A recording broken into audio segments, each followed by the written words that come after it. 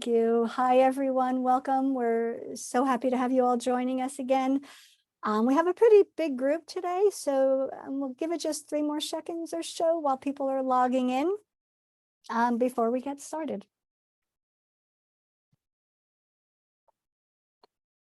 Okay, good afternoon. We'd love to welcome all of you here today for, I think this is our 4th or 5th session. Fourth, okay, on sharing possibilities and self-direction. As you know, we are delighted here at the Community Education Living Project here at Rutgers to support DDD in these efforts and co-sponsor these monthly conversations, as we like to call them. We are now in our 4th session, and we are thrilled that you're all back for our next one. Today's program is called Fiscal Intermediaries and Self-Direction. How do I begin?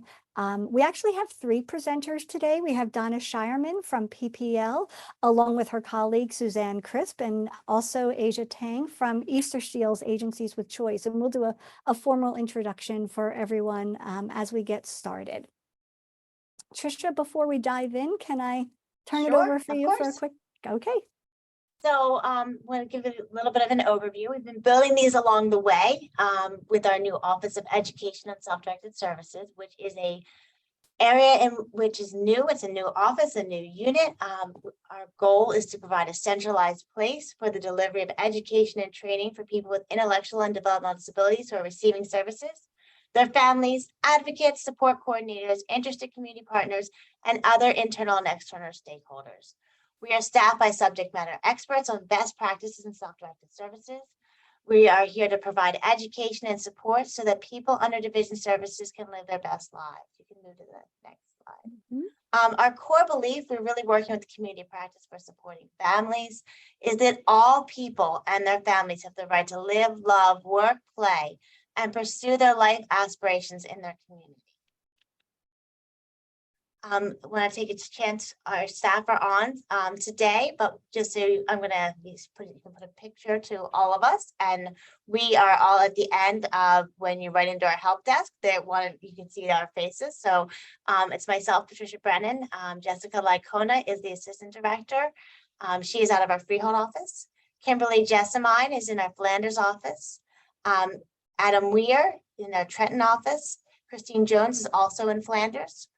Will Billups is in our Trenton office, and Marguerite Lon-Chambon is in our Mays Landing office. So you can see that our office spans the top of the state all the way down to the bottom where our state offices are. And we have been building these sessions with the Community Living Education Project. So the first one was an open house to get you to kind of know, where we are, who we are, our partnership, and what else you were looking for. The next one we built upon was support brokerage. So we worked together with the Bog Center, who does the trainings for support brokers, to say, okay, so if you're looking to self-direct and you may need a little assistance self-directing, how do I do that? What's the next step? So that was our second one. The third one was circles of support. So, okay, so I need to figure out how to build my circle of support within my community. So that was our next one. So now we've moved on. So we're kind of evolving through the process. So I'm thinking about self-direction. What do I need to know? Who can I contact? That was the first session. Second session, okay, maybe I need a supports broker. What do they do? Second session, I need to establish some more circles of support, get engaged in my community. How do I do that? Next session. Here we are today. So these are all our staff with the final session of Fiscal Intermediary. Final session for now is that we're building a long way. So today's session is, we do have more sessions, just the final session that we're here at right now is the Fiscal Intermediary. So that's the next step in the process. This is our whole entire office. We also house the waiting list and any special projects. We've got an amazing team that has been partnering with these great folks here at CLEP. All right. Thank you. And again, just to add, we do have a spot on our website, and we do have a help desk. So if you have questions, maybe I want to self-direct, I have questions about support brokerage, I have additional questions just in general for us, you can write in. One of the staff that we always have a person staffing the help desk every single day. One of those lovely faces you saw on that screen that are also in attendance today will answer your question. And if they don't know the answer, they will get you the answer. So feel free to write in. And these slides will be available to you. Yep, they will be sent out afterwards. Thanks, Trisha. And so let me just share briefly who we are at the Rutgers Community Living Education Project. We are a small but mighty team of 7 professionals, 4 of whom are also family members themselves. So not only do they have decades of lived personal experience, which really helps to be sure they kind of know exactly where you're coming from and what you're experiencing, but they also have decades of professional experience. And the role of CLEP, which is funded by DDD, is to guide and mentor families through the process of exploring community living options. And that may not be something that you're necessarily considering right now. Perhaps your loved one or yourself as a self-advocate live in your own home or your family home. But should you be interested in exploring other community living options, CLEP is available to help with that. As I mentioned, we've been funded by DDD since 1991, and we do serve the entire state of New Jersey. And we're based here at Rutgers at the School of Public Health. These are the lovely photos of the voices behind the phone calls and the emails. Natalie Trump, Melanie McGackin, Ann Martinelli, and Mary Canor are the 4 members of our staff who are family members and who kind of bring that added dimension of experience to their work. Maria Schiavello, who is one of our newest employees, has extensive experience as a support coordinator, supervisor, and support coordinator. So she has that real knowledge of the role of support coordinators and how you can work with your support coordinator best. Laura is our wonderful communication specialist. So all the Facebook posts, the social media stuff that happens, we attribute to her. So we do, again, encourage you to follow us on Facebook or Instagram, whatever social media you may use, just so you can keep on top and abreast of what's happening here. So I think you're probably all Zoom experts by now, but just a quick one. If you have a general comment, a thought, an observation, please use the chat feature. You'll see it in your toolbar right here. If you have a specific question, when we get near the end, feel free to kind of raise your hand, or better yet, if you can use the Q&A feature. That way we can ensure that all of our panelists can actually see your questions and they can kind of see who may be best to answer that. So the Q&A, we'll keep drawing your attention to the Q&A feature. I will just add that if you have a kind of a specific question, please try to, not use any individual names, try to maintain, confidentiality. We don't want that appearing publicly, or certainly not in the chat box.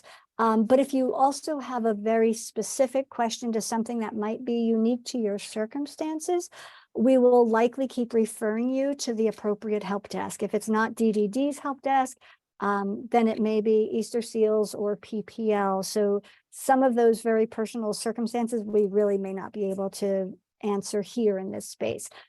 Everyone is muted at the moment, just so we can limit the background noise. And so I'm just going to go do a quick poll. As you know, we like to try to get a sense of who's here on the call. So let me relaunch this. And if you could just take a second and let us know who you are. We'd like to know who's here. Are you a self-advocate? Are you a family member or a caregiver? We often have self-directed employees here on the call. Maybe you're a support broker.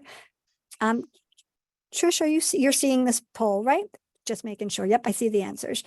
The next question asks if you are currently using self-direction for supports and services.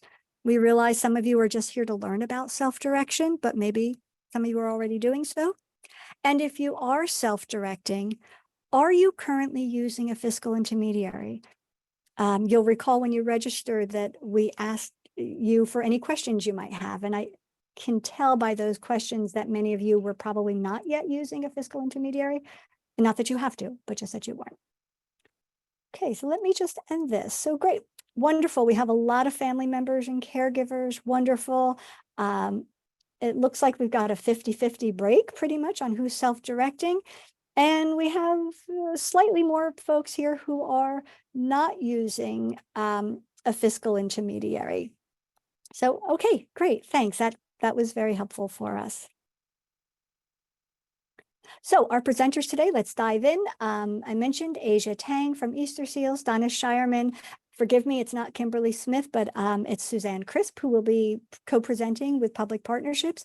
When we're done with each of those, we'll take some time for some Q&A, and then we'll share the resources that are available from DDD and from CLEP. So I'm going to stop sharing my slides. Asia, if I can trouble you to go ahead and open up your slides. And while you do that, let me give a proper introduction. Asia Tang is the program director with Financial Management Services.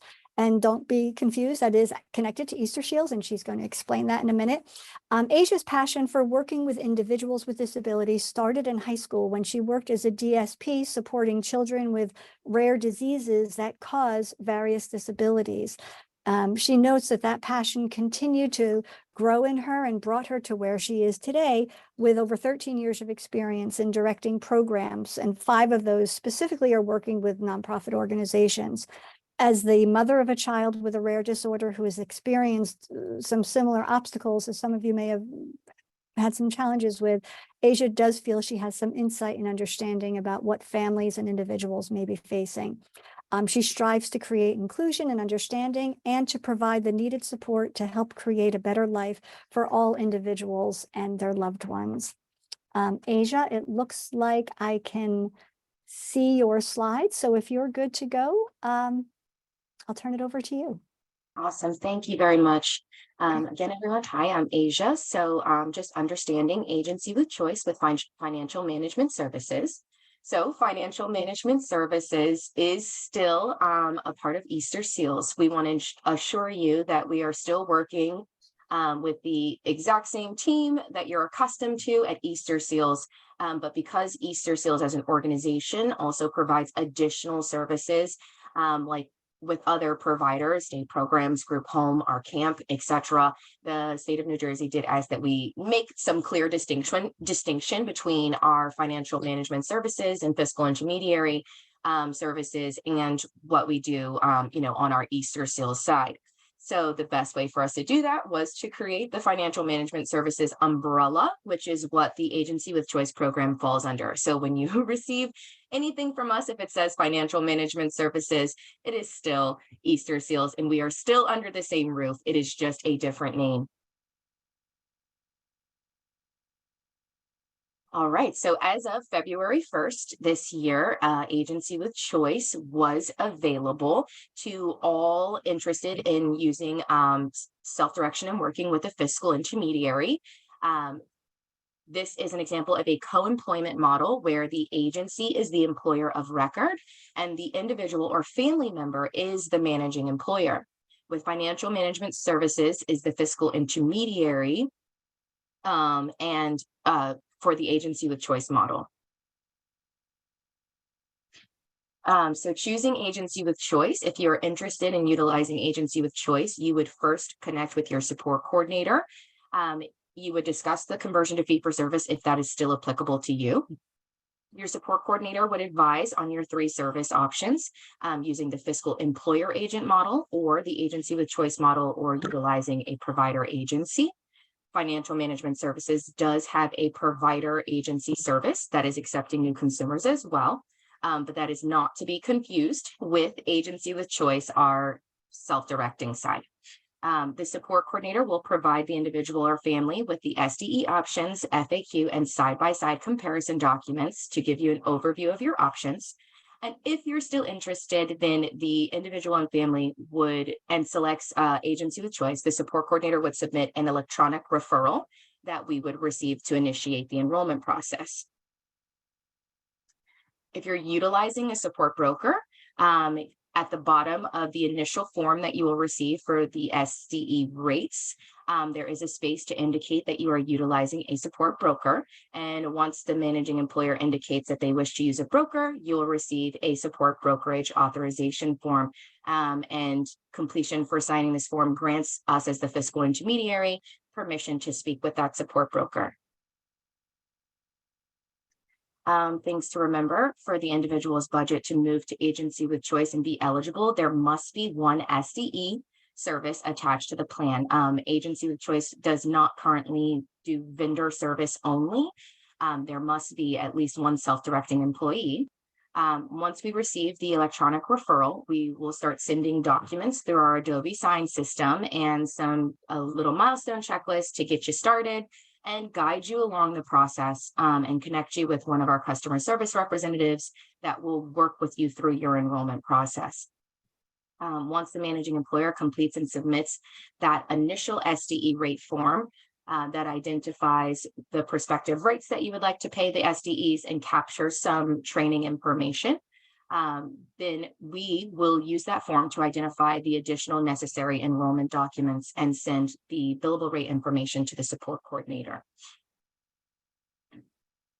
If adding transportation, remember transportation is reimbursed under the fee for service in a 15-minute increment, and there is no gas or mileage reimbursement. There can be a different reasonable and customary billable rate for when the SDEs provide transportation services, and transportation services must meet minimum wage requirement, which is, we get lots of questions about transportation for our existing self-directing families. For vendor enrollment, Agency with Choice does not approve or deny vendors. We do not have a list of approved vendors or anything like that. We will enroll the vendor that is in the approved plan of care. If there's a question on which type of vendor services that are allowed, it's best to work with your support coordinator on that. Once we receive the authorization from the approved plan of care, we will begin the outreach to the vendor. So there is no pre-vendor enrollment that needs to happen prior to the approved plan. And again, like I said, a consumer must have at least one self-directing employee in their plan of care to add vendors.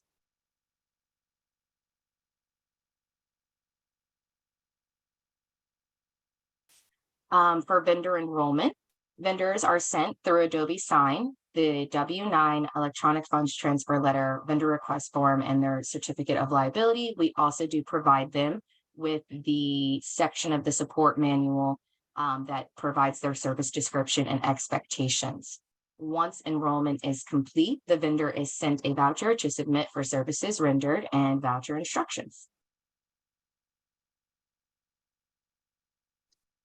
The role of financial management services and Agency with Choice. We ensure that the self-directed employees complete and pass pre-employment background checks and drug testing. We ensure that SDEs complete all applicable DDD mandated trainings. We ensure payments, we issue payments to self-directed employees by the individual or the authorized representative. We issue payments to community vendors that have provided prior authorized services to the individual. We ensure appropriate service documentation is submitted by the SDE and, when applicable, the vendor. And we ensure services and service documentation align with the individualized service plan. And we will submit the claims to Medicaid for services that have been rendered. What individuals and families need to know: there is a monthly administrative fee to participate in the Agency with Choice model called our per member per month fee. DDD pays the same amount towards the Agency with Choice per member per month fee as it pays towards the fiscal employer agent model, towards the administrative costs. The individual budget funds the remainder of the per member per month fee. The individual and family is able to determine the employee's hourly wage. It must be reasonable and customary, and it must be able to be supported by the individual's budget in addition to the per member per month fee. And employee hourly wage is marked up by approximately 15.01% to cover employer-related taxes and workers' compensation.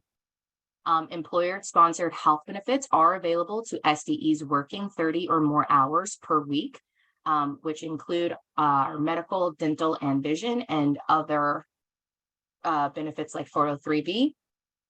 Paid time off is also available to all self-directing employees based on the number of hours and years worked for financial management services. This is our per member per month model. So there are 4 tiers to our per member per month model. It is based on how many of your self-directing employees elect in benefits. And if you share a self-directed employee with another consumer. All of our documents that we do send through Adobe Sign. This does allow for families to electronically sign documents without having to print them. And the new process does allow for faster and smoother completion of the documents when enrolling with the program, and helps expedite the process. And all that we need to utilize this process is an email address for each of the SDEs and the individual and family. With the Adobe Sign process, the support coordinator and support broker, if applicable, are copied when the documents are sent, and they actually get real-time updates with the completion of the documents. Even if we have to cancel the documents for any reason, we can add notes and kind of keep everybody in the loop at the same time. You will receive a notification when the documents are signed by each party, and you receive a final copy when they're completed. There is a reminder that is sent through the system every third day that the documents haven't been completed, just to make sure that you're not forgetting about them.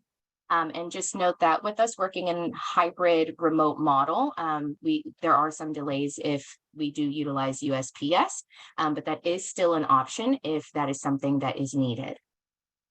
So on the right here, it just shows what it looks like when we send a document through Adobe Sign. It'll come to your email. It'll look just like this. It'll tell you what you're signing. It'll give you information and comments, and then you just click review and sign, and it prompts you through the process. This is an example of the Adobe Sign email that is sent to all parties who receive the document or who are copied on the document.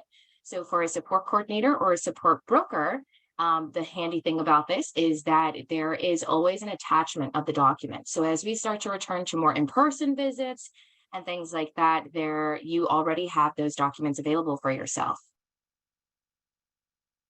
All signers in Adobe Sign are prompted to sign and fill in only in their designated sections, and it doesn't allow them to move forward unless their required sections are completed, which does help minimize the confusion of where should I sign or where should I put information, because it will only let you put it in one place. For hiring a self-directed employee, there is an automated process for hiring the self-directed employees. First, an application request form can be filled out by a managing employer. It is on our website and can be downloaded and sent to us, or you can contact us at customer service and we'll complete one on your behalf. This is what the form looks like. We do use this form for both old model FIS and agency with choice. So just be sure that if you are filling out this form to indicate which one. Once that form is received, the new hire process begins. Just please note that the new hire process is separate from the enrollment process into the program. New hires do have to go through other steps prior to being enrolled in the program.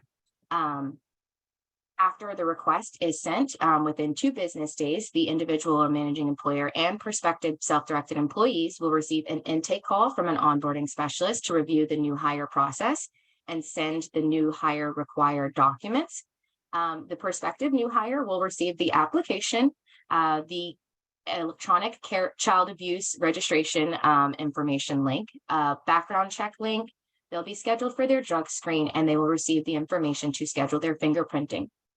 The individual or managing employer will receive the I-9 form for employment eligibility verification, a job description, an employer reference check, and the Hep B form. Just again, note if you're hiring for the old model FIS, then you still it has to receive approval from DDD prior to the onboarding process. SDE benefits with agency with choice. So there are, again, employer-sponsored health benefits available to SDEs working 30 or more hours per week, averaged across 4 weeks. Paid time off for all SDEs is based on the number of hours and number of years worked for the program. Paid holidays for SDEs who meet the criteria, and ability to participate in 403(b) retirement plan, life insurance for full-time employees working 35 plus hours, long-term disability for full-time SDEs working 35 plus hours after 1 year. I have included the link, so when this does go out, the link to our benefit page to gather more benefit information is available. But just to briefly go over the medical benefit employee cost, there is a self-directed employee contribution to the benefits, and it is based off of their pay and income for the year, but these are the employee rates. They are semi-monthly, so they do come out of the paycheck twice a month. Agency with Choice, our PTO program, it does replace the traditional separation of vacation or New Jersey sick leave. It is, you earn a little bit more than the standard New Jersey sick leave. This is to, offer an additional benefit to the SDEs and to maintain their quality of time off benefits to, for employee retention. So from the first year to the fifth year, the PTO earnings are a little bit lower. And then after that fifth year, they do increase. They get 80 hours in that first to fifth year annual max. And then for the fifth year and above, 104 hours. But every year at the end of the year, any unused PTO, they can carry over up to 40 hours with them into the next year. The holiday schedule, we do have 6 paid holidays for self-directed employees as well. New Year's, Memorial Day, Independence Day, Labor Day, Thanksgiving, and Christmas. And then if the SDE works on that holiday, they do receive the time and a half compensation. Training requirements within the program, the SDEs do receive notifications at 90, 60, and 30 days prior to their due date. Support coordinators and managing employers do get included on the 30-day communication. SDEs who cannot or do not complete trainings by their expected completion date do risk suspension without pay and an interruption of services. And there is no retro payment for the self-directing staff or agency staff for the period of time they were out of compliance and suspended without pay, but the payments will resume when they have completed their requirements and are reinstated.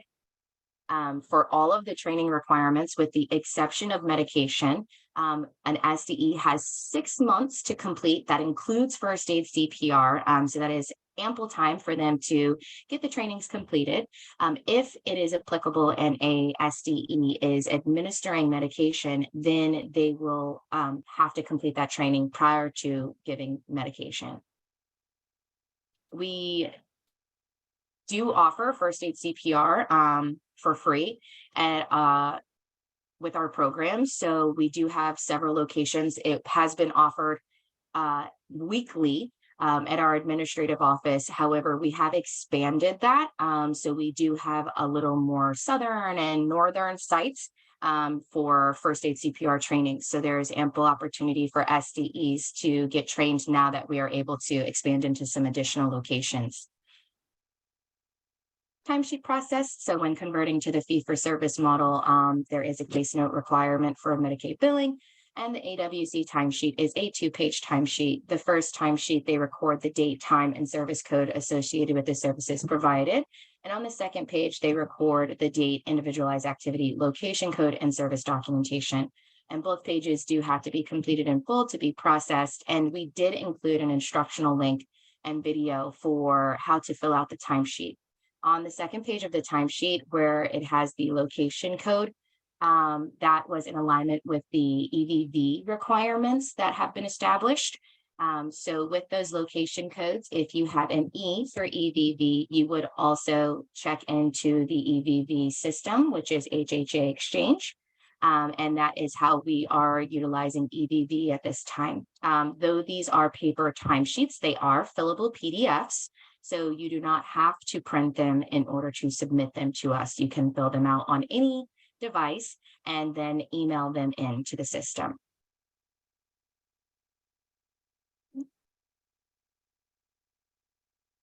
Sorry, the top of my screen is a little chopped off here.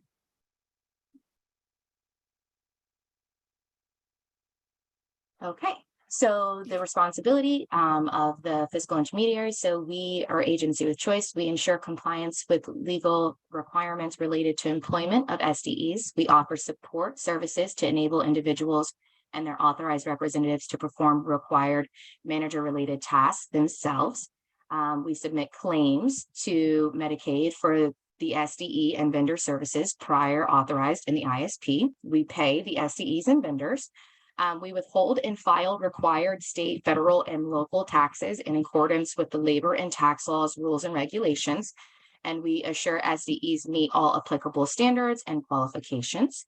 And the role of the authorized representative or the managing employer is to take an active role in employing the SDEs, interviewing candidates, creating job descriptions, determining the hourly wage, and supervising the SDE. You work with the support coordinator to develop the ISP, train the SDEs in aspects of the ISP and understanding the goals set forth for the consumer, approve the SDE timesheets, provide equal employment opportunities to all SDEs, regardless of their race, creed, color, national origin, sex, disability, and marital status in all employment decisions, including but not limited to the recruitment, hiring, and termination. And you inform the support coordinator of any changes in status, including the individual's medical condition, address, phone number, and hospitalizations. Continued for the agency with choice, we maintain liability coverage via workers' compensation insurance. We conduct at least annually individual satisfaction and quality control reviews. We obtain the criminal background checks and ensures required pre-employment screenings are completed. And we ensure all applicable mandated SDE training requirements are met. And we provide SDE training on appropriate service documentation and maintain e-copies of the SDE service documentation.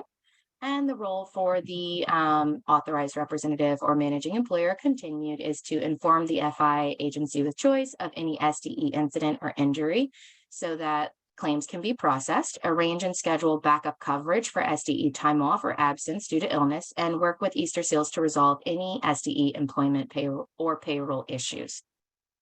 All of our forms and this information that I've shared with you is actually available on our website.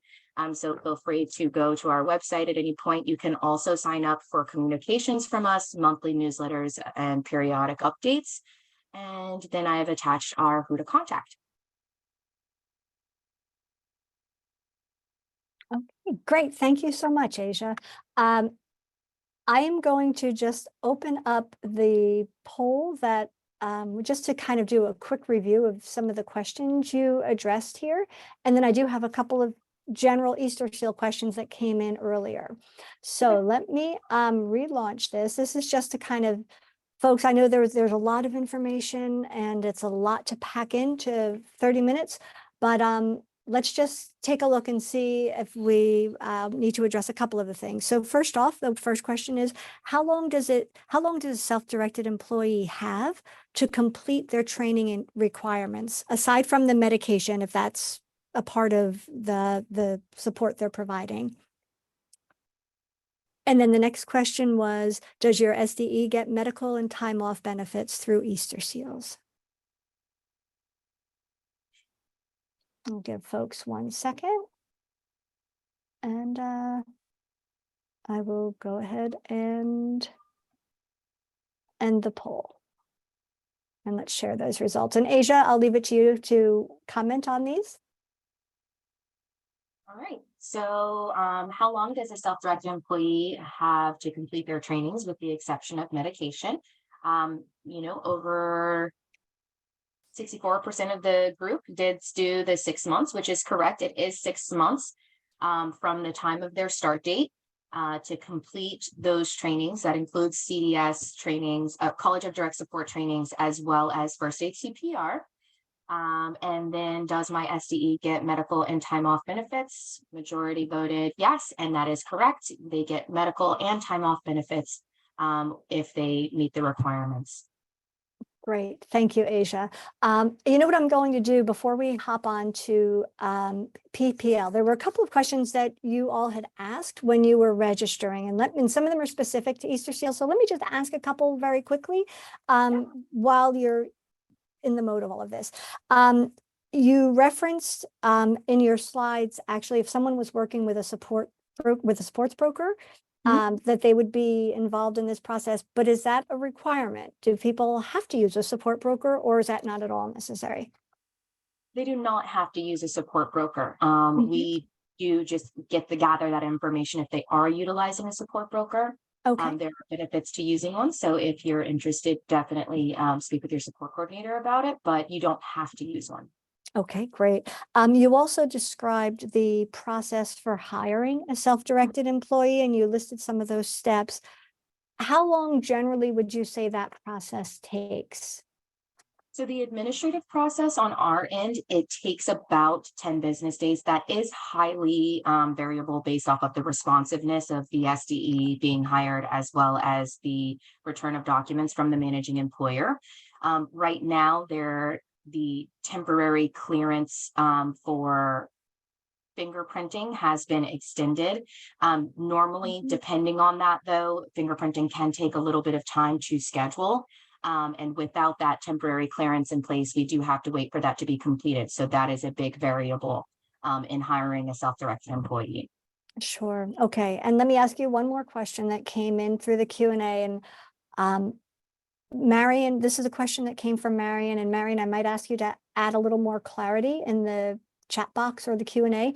The question was, is there anything different in your process for community-based goods and service vendors versus more typical DDD vendors, which is in quote, and I'm not sure if that's enough information for you to answer that question. Marion, I asked for a little more clarity and if you can be a little more specific, but Asia, can you address that at all?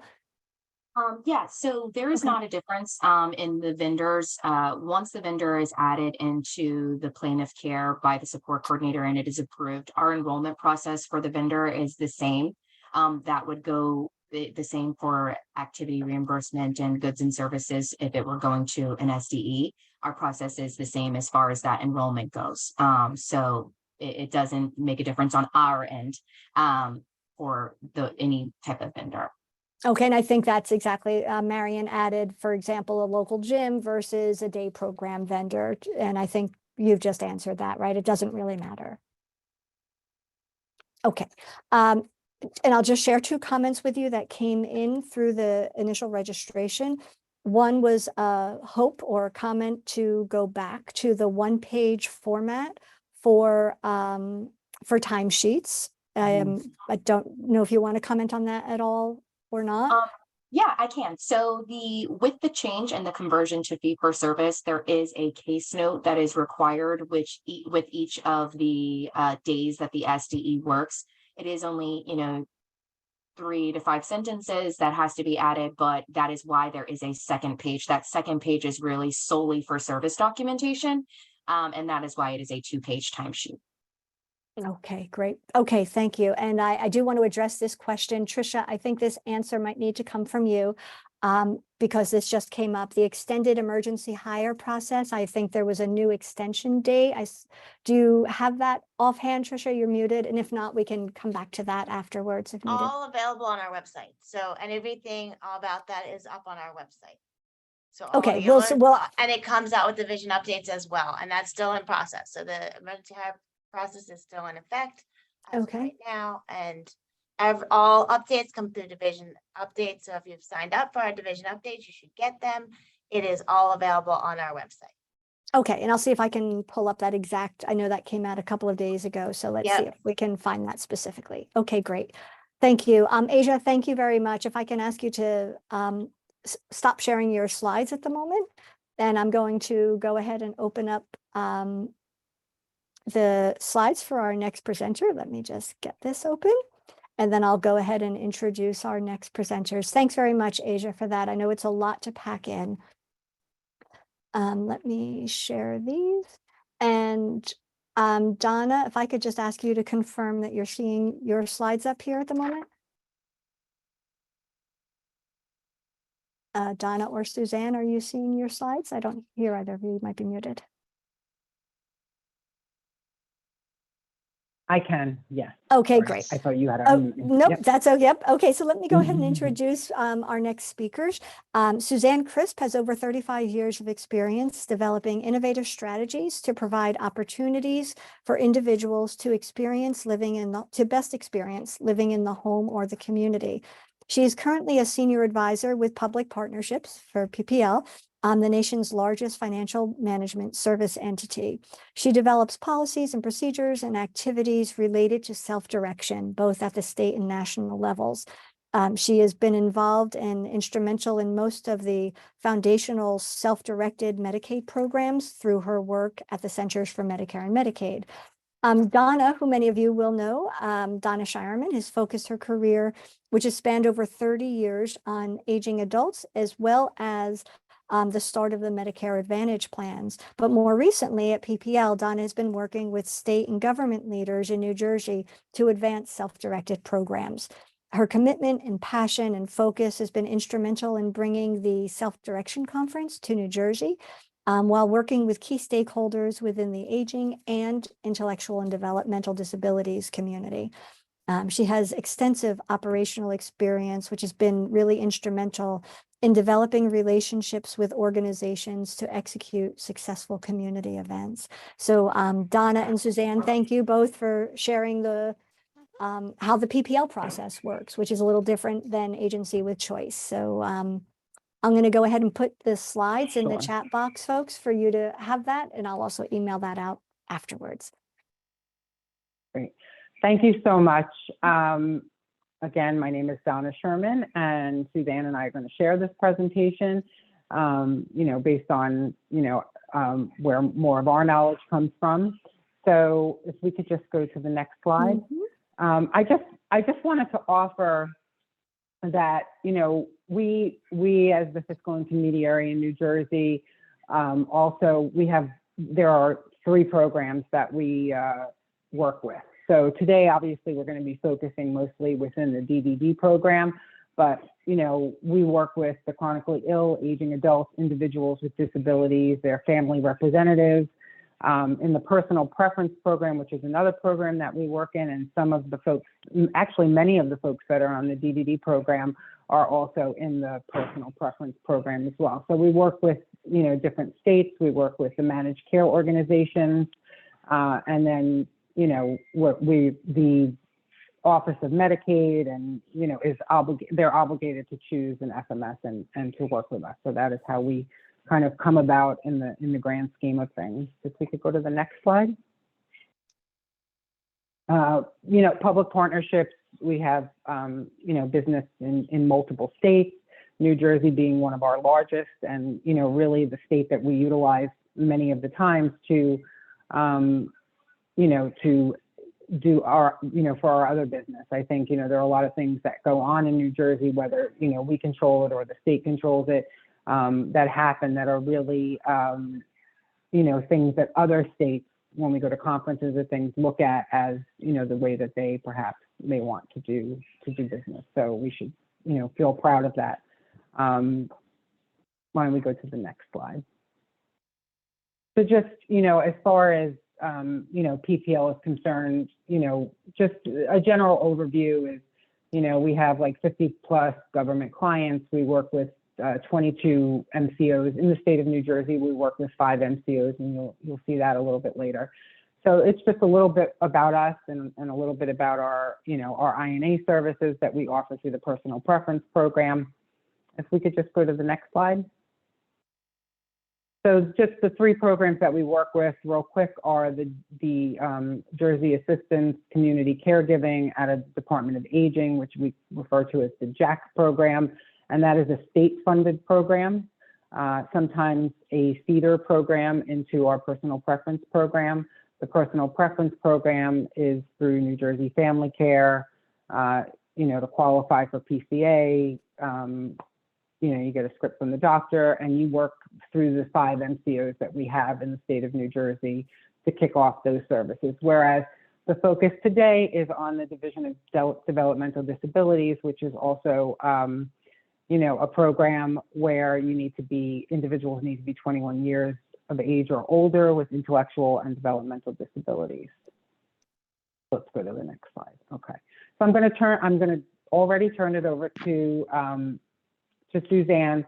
Suzanne's got a lot of information regarding like the supports program, and then we'll get into the nuts and bolts on, what exactly we provide. But, I do realize there is a lot to unpack. I've seen some people write that, and, that's why we assign a person at Public Partnerships who will walk you through this process of enrolling yourself, of also enrolling your SDEs initially.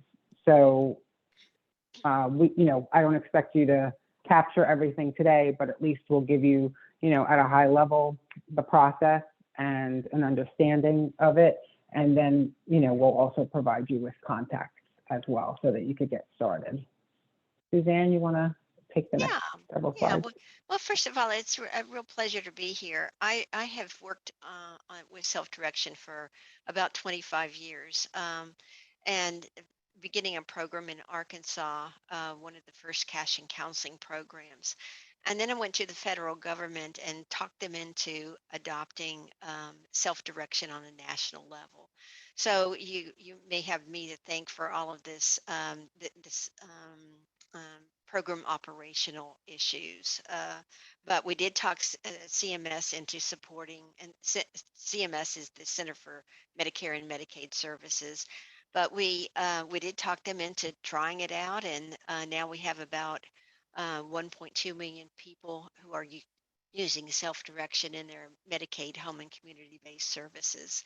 So that's that it's been very, very successful.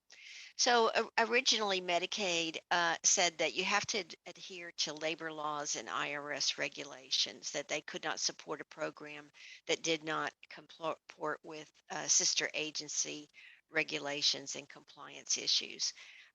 Initially, we thought that people could be deemed independent contractors and simply be issued a 1099, and then the worker would need to manage all of their own taxes and as a sole proprietor. But IRS said, no, you really do need to identify who is the employer of record. So CMS came up with the term financial management services, and this is to ensure that each state self-directed program complies with the labor laws and IRS regulations.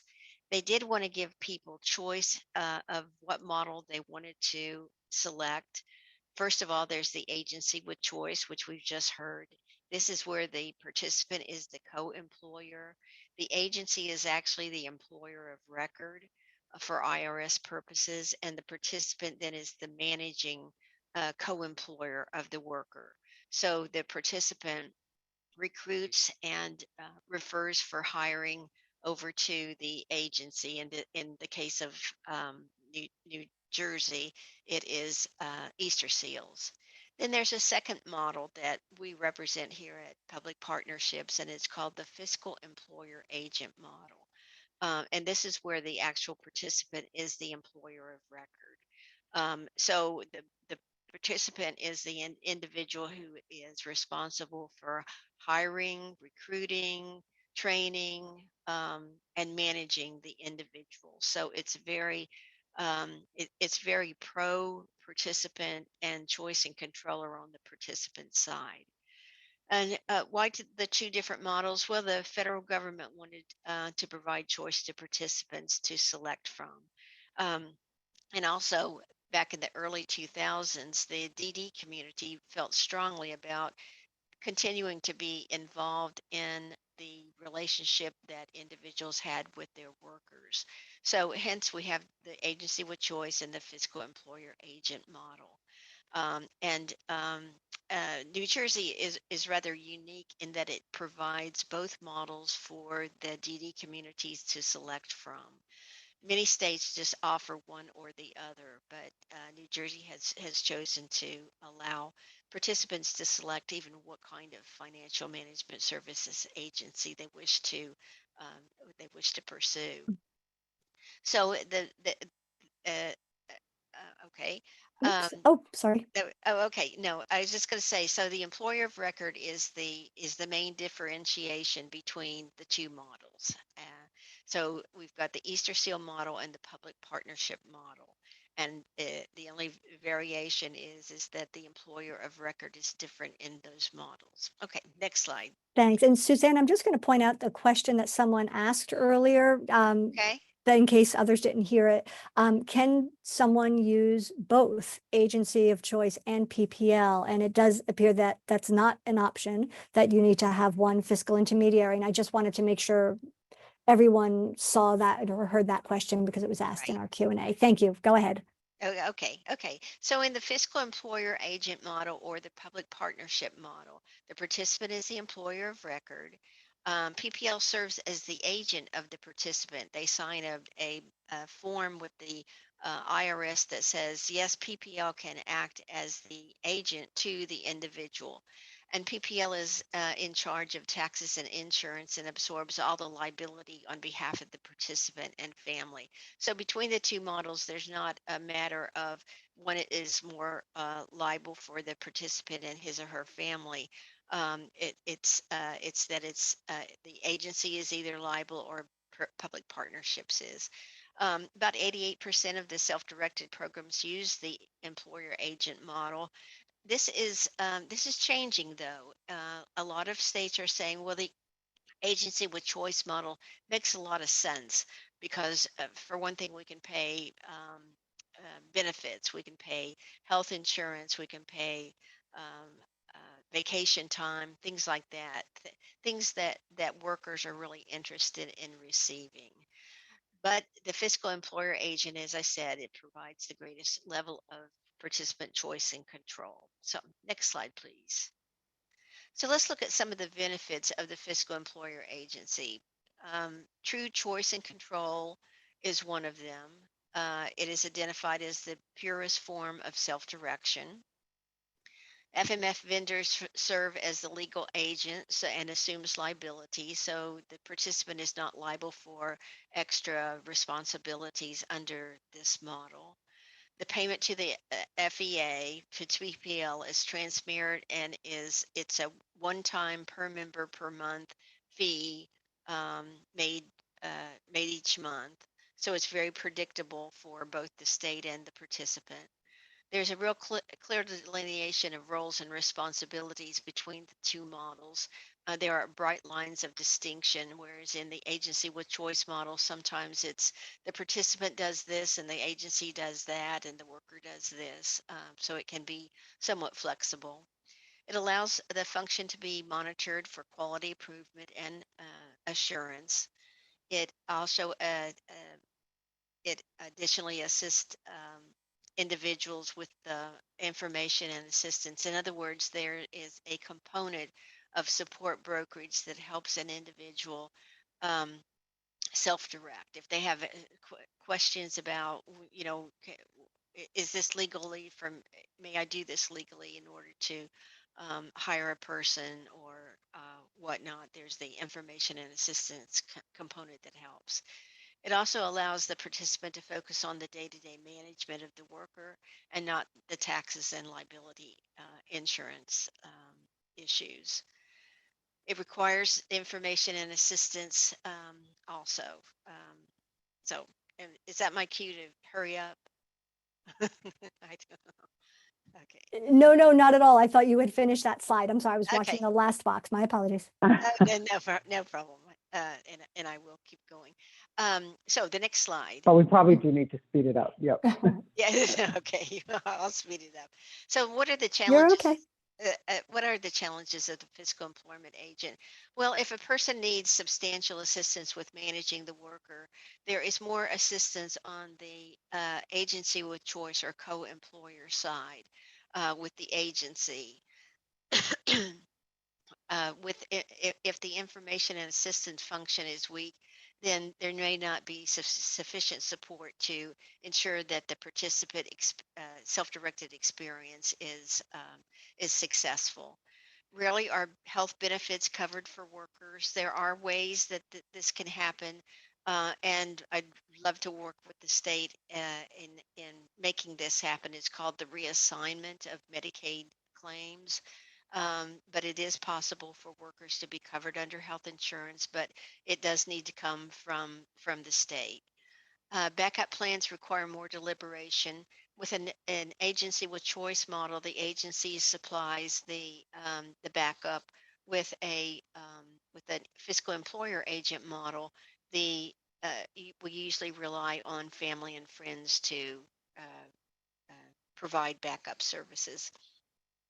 And the PPL model takes more time to enroll. There are more forms. There are more processes that involve the IRS and in state labor law. So it takes longer. It takes a couple of weeks as opposed to 1 week. Next slide, please. So PPL is very committed to self-direction. I know we're large. I know we're in a lot of places. We have a lot of programs out there, but we still take pride in operating under a system that uses person-centered planning principles as well as self-directed principles. We believe that self-direction is important for people to stay at home and avoid institutions. We think that self-direction allows personal services to be tailored and personalized to meet individual needs. We think that direct service workers can relate to the people that they serve, oftentimes hiring friends and family, even in some instances, hiring legally responsible uh, friends and family. For example, spouses of minor children or spouses or parents of minor children. And they allow creative, flexible ways in order to meet individual needs. Evaluation studies show that there is a higher satisfaction with the service arrangement for self-direction, and it's a way to be your own boss, to take control of your services and supports and manage those to the way that you feel is necessary to meet your needs.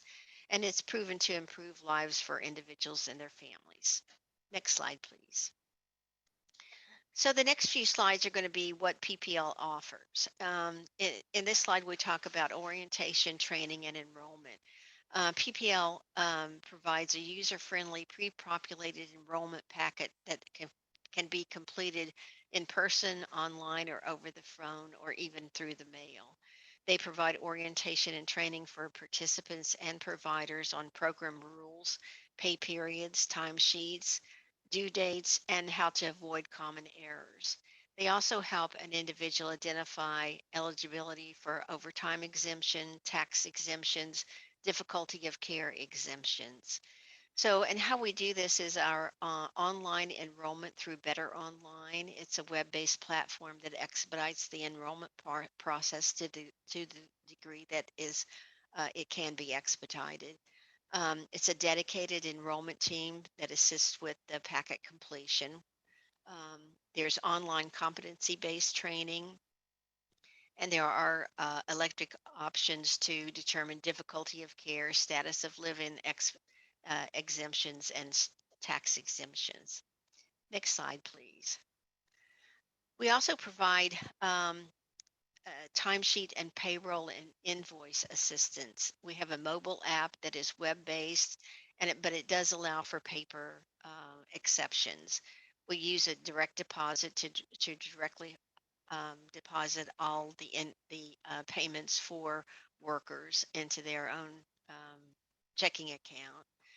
So the Better Online is a web portal that participants can access to review their enrollment forms, their individual budget balances, service operations, authorizations, timesheets, and invoices. And they can access real-time history payment 24 hours, 7 days a week. It's integrated with PPL's EVV, or the Electronic Visit Verification Solution. So we work closely with the EVV that has been selected for New Jersey. We also have a budget calculator that allows participants to use this to estimate future expenditures to prevent over or under expenditures. We also have online W-2s available for individuals. Next slide, please. So, training topics. We feel strongly that training should be an integral part of every participant and worker, and have that available to individuals in a user-friendly manner. So, we provide orientation. What are the risk and responsibilities of workers as compared to participants? What the difference between budget and employer authority are, enrollment documentation, how to recruit, screen, and schedule employees, how to manage employees, how to understand billing and documentation requirements, how to submit timesheets and approve timesheets, how to purchase goods and services, and how to resolve conflicts. All of these trainings are available to both participants and to workers through our learning management system, which is online training. Next slide, please. And of course, we, as all states are required, we have to have an electronic visit verification system. This is the law. It was created under the 21st Century Cures Act. Every state has to go through this. I hope New Jersey is faring well with this. Many states are having trouble with compliance of the EVV system, as well as individuals understanding what they should do and when they should do it then. But we do work closely with the electronic visit verification vendor in New Jersey. Next slide, please. Before we advance, I just want to ask Donna or Suzanne, if perhaps whomever is not presenting, might I trouble you to locate on your website the budget calculator that you just referenced, and perhaps we can pop that into the chat feature. It doesn't need to be this second, but if you can, Okay. before we answer, there were a couple of questions about that. So I just Okay. wanted to give you a chance to grab that. Thank you. I'll go to the next slide. Okay. And then our customer service, as the slide that Donna presented shows, that we have over 280,000 calls. So we have to be efficient with how we manage customer service. All of our staff are trained with the self-directed principles, as well as person-centered thinking, practice, and planning. We have culturally competent staff. We answer calls promptly, and we have the ability to have multilingual agents and translation services. We have real-time access to program information, and that's 24/7. We have an automated outbound call to alert consumers if there are issues that arise, if something's going to be late, or if something is needed overall and everyone needs to comply with a certain issue. We can do a push out to each participant. We have a message of the day that improves capabilities. We have an interactive voice response system to allow individuals to receive common request automatically. And we have a compliant tracking and reporting to analyze trends. We also have a new feature, and it's called the Customer Relationship Management Platform.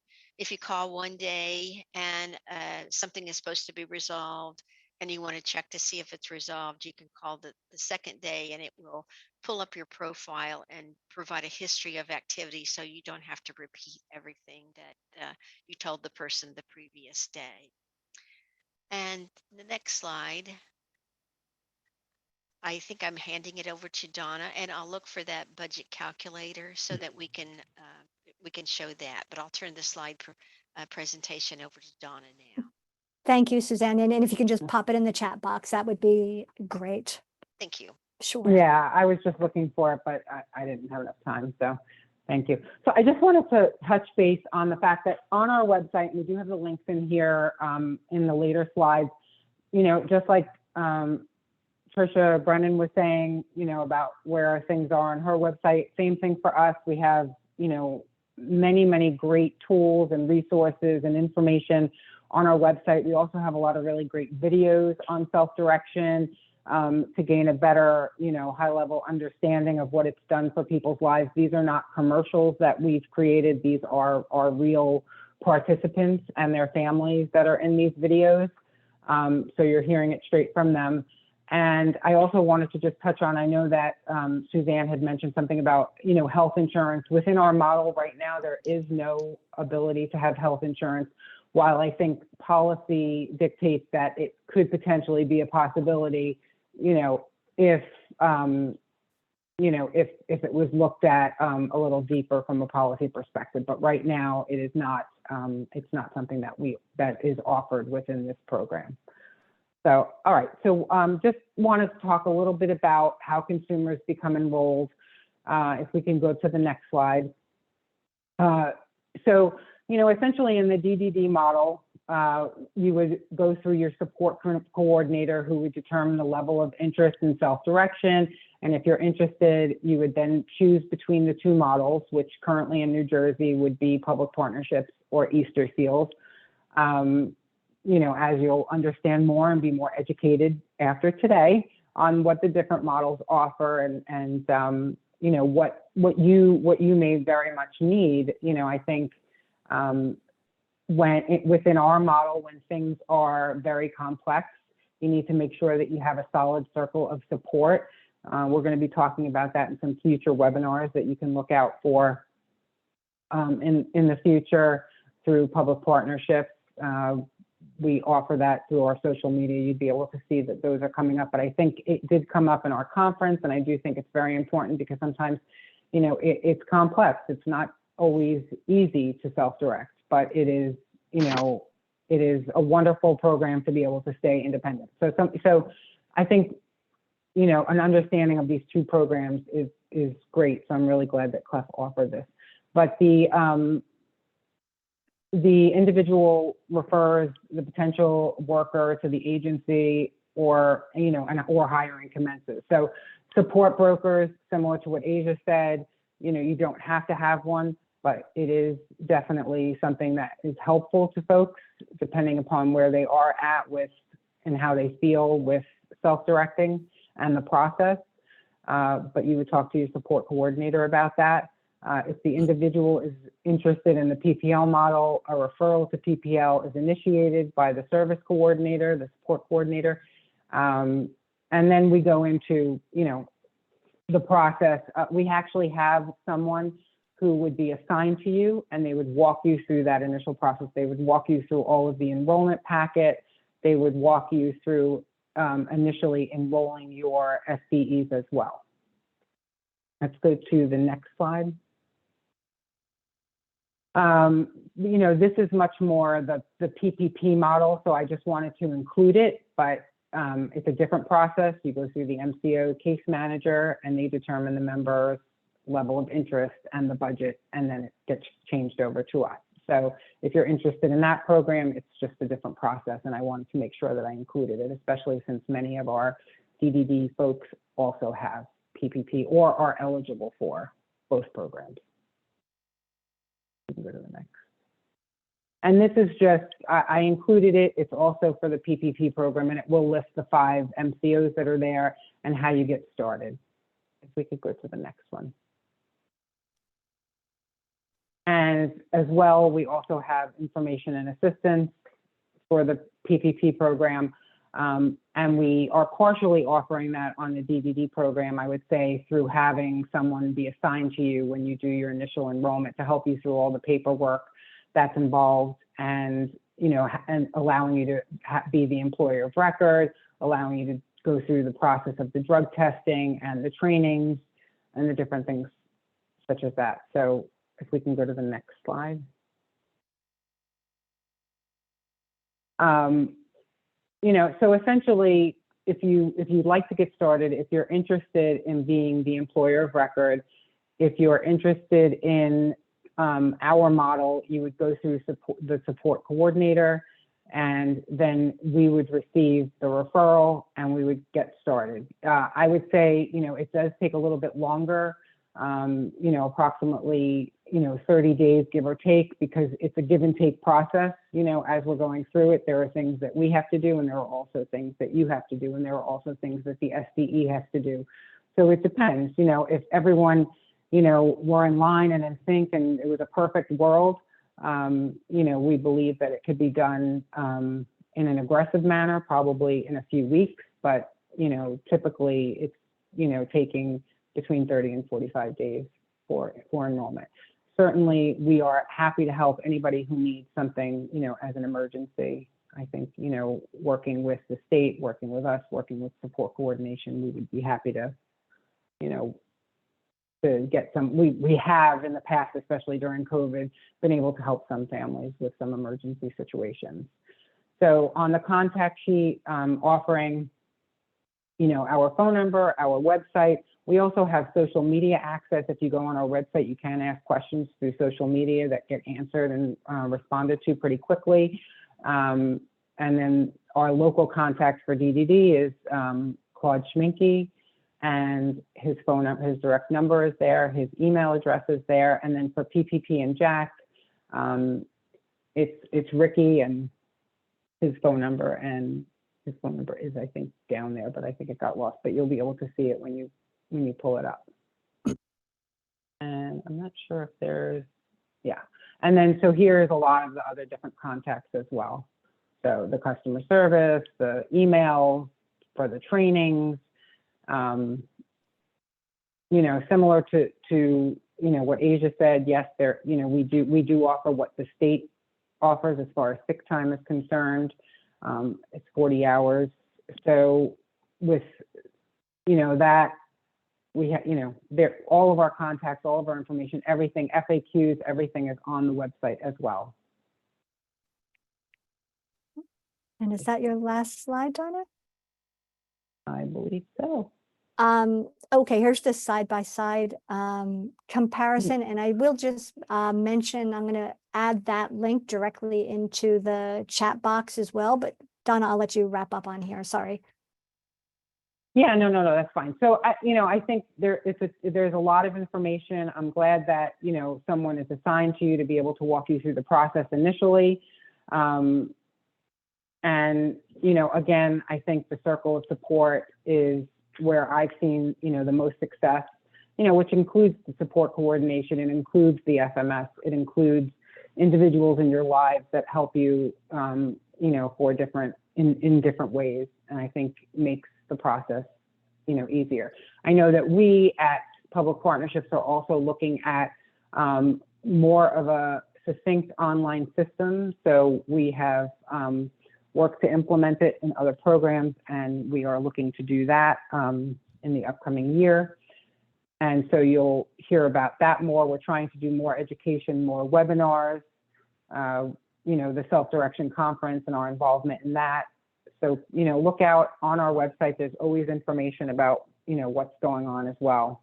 And we're, happy to help you. We know that there have been challenges. We know sometimes getting through has been difficult. So I hope that these contact numbers, offer you something beyond that if you are having those challenges. Is that, And I'll turn it back to you.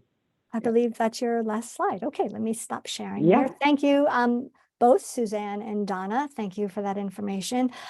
We do have some questions, and I'm going to try to keep these as general as possible. Donna, I'm glad to hear you referring to trying to streamline things. There were lots of comments for both providers, about trying to make this an easier process and a more streamlined process. I think I'm sure you have heard some frustrations around the amount of paperwork, and some of that is, federal government requirement, state government requirement. We get that, but to the degree that you can, streamlining, and I would toss into that comment, using plain language is critical. And the federal government has made a very big move towards using plain language in any public facing documents and applications and paperwork. And I can't stress enough the importance of clear, plain language, right? To make it, it's just a lot. It's a lot to digest, and the simpler you can make it, the better. There are a couple of general questions that came in earlier, and then I'll get to the ones online. Is there a way, this is for both of you, Asia, I believe you're still here. Is there a way that overtime is handled at all? Is overtime allowed given the staff shortages? Can either of you kind of comment on that and how that might work? Yes, I can. So right now, because of the state of emergency with COVID, there are ways to get overtime approved. It does need to go through your support coordinator and get DDD approval. Naturally, it would not. However, with everything going on, right, the staff shortages, like you mentioned, there are ways to do it. And we, obviously pay overtime. It just has to be approved in the plan of care first and approved by DDD. Okay, got it. Thank you. And go ahead, Donna. Yep. And from a public partnership perspective, I mean, overtime is not is not available as an option normally in the program. However, if you do live in and you have a live-in exemption, you live in with the employee, there is that exception and you can work over 40 hours. And then very similar to what Asia said, you know, exceptions would have to go through the state. Okay, thank you. What came up earlier was the question about the extension of employment for emergency hires, and Tricia was kind enough to share the link to that. So I just wanted to draw your attention. I've just reposted it into the chat box since that might be addressing some similar themes. Another general question was, is housing or rent covered under the same processes as other services? I hope that question is clear enough. This was something that someone submitted when they registered. You know, typically, Medicaid does not cover housing. I think they are considering that for future benefits, and the collaboration between Medicaid and housing resources is becoming a little bit, it's becoming more apparent. But currently, Medicaid just does not pay for housing. Okay. Asia or Donna, did you need to add anything to that or? No? No. Oh, okay. The next question was, what if I'm not connected to an HHA exchange? And I think, Suzanne, you may have mentioned the exchanges. I think that's the. I think Asia did. Yeah, Oh, Asia, okay. you want to handle this question? Yeah, if you're currently enrolled in our agency with choice model and you are not connected through HHA exchange, I can put my contact information in for that specific question. You should, but I can send over any documents, but that is only if you are utilizing the agency with choice program. If you are in the other model, it would not be HHA exchange. Okay, great. If you can, and in fact, I will share everyone's contact with the follow-up email, but Asia, please do feel free to chop it in the chat box. A couple of questions that have come in online. One is, how does one become a qualified vendor to provide services to participants? And I'm actually not certain if that question really goes to you or to DDD, perhaps. I know, Asia, you said that you're not, you know, as long as it's in the plan, you're not approving or disapproving vendors. Trisha, go ahead. You've unmuted I was just yourself. gonna say that it's also the whole section on our website that talks about how to become a qualified provider. Okay, so they should work with DDD for that process, not with either fiscal And we have a intermediary. whole provider enrollment unit. Wonderful. Okay, great. And Trisha, can they just contact your help desk for that information? Look on the That's fine. website? And they also have a help desk on our website as well. Okay, awesome. Thank So you. I can look that up and try to drop in the chat as well. That'd be great. Thank you. Let's see, the location. Okay. I just want to get some clarity on the budget calculator. And I'll leave this Suzanne or Donna, and if you can't do it now, then just send it to me. The document that was posted online was a PDF file, and they're wondering if you could send a link to the actual calculator that I guess you can use on the website. I just dropped it in the chat. Thanks, Trish. Okay, the provider, oh, you sent that to me. Let me just copy that for everyone. It's not letting me send to the whole chat, just to the. I got it. That's okay. I changed it to everyone. No problem. So we'll try to get that live calculator link out to everybody, if not before we hang up. And again, it is a lot of feedback on trying to streamline the processes, streamline that's a definite theme for sure. Asia, thanks for adding in the comment. Let me just make sure this goes to everyone. The link for HHA exchange. Okay. I think I'll give it one last, if there's any general question that folks would like to add in. I don't see any Q&As coming that are kind of general enough that we can answer at the moment. So let me just reshare some slides here for a second. And Trisha, I think this will kind of be going right back to you for a minute. Sure. And hold on one second. And Colleen, you can feel free to share the answers to the pre-questions as well. I will do that. Thank if you'd you. like. I absolutely will do that. Thank you. And let me just share these.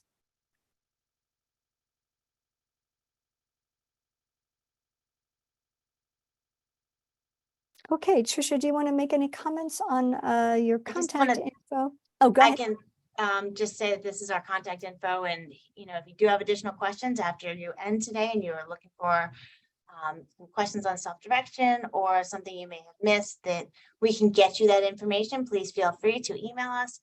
I want to thank everybody for coming today and listening as we're building upon the different streams of how can you self-direct, what are the different facets, what are the different pieces, what do you need to know to do it successfully. And if you have additional feedback, comments, questions, please always feel free. One of our staff members will always be able to outreach back to you and answer questions. Awesome. Okay.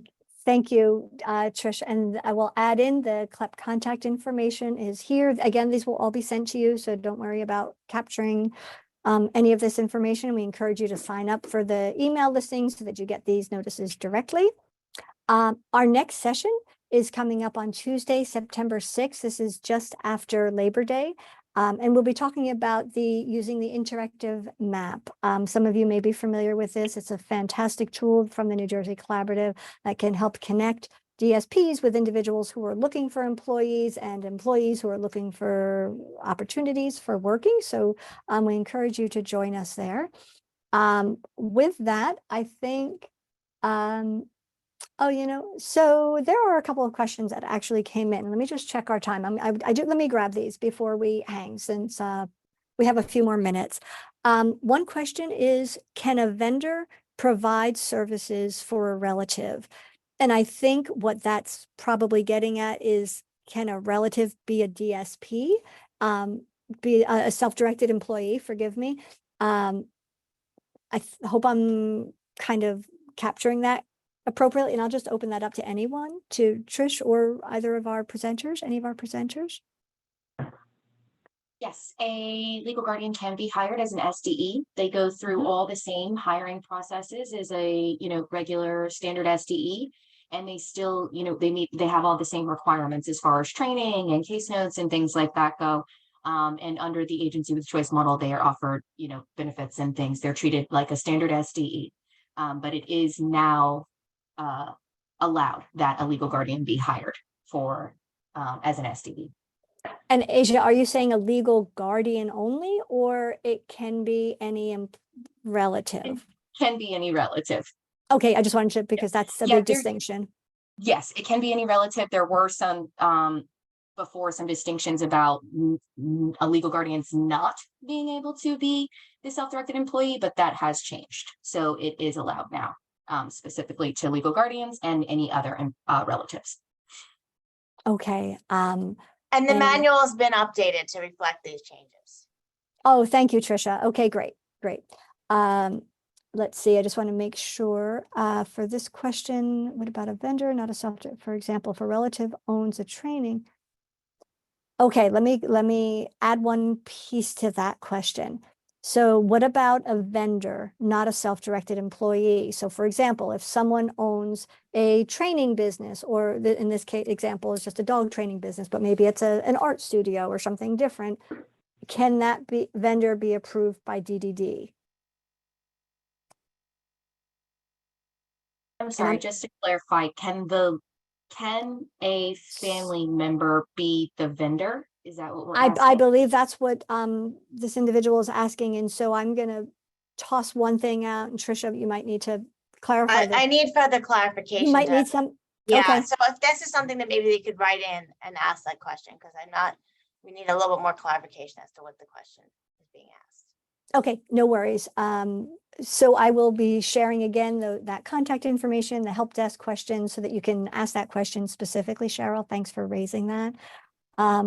With that, I'm going to thank you all for your time. Presenters, I know this is a lot to present in a really short period of time. Thank you for taking the time to do it. Slides will be getting sent out. Evaluations will be sent out.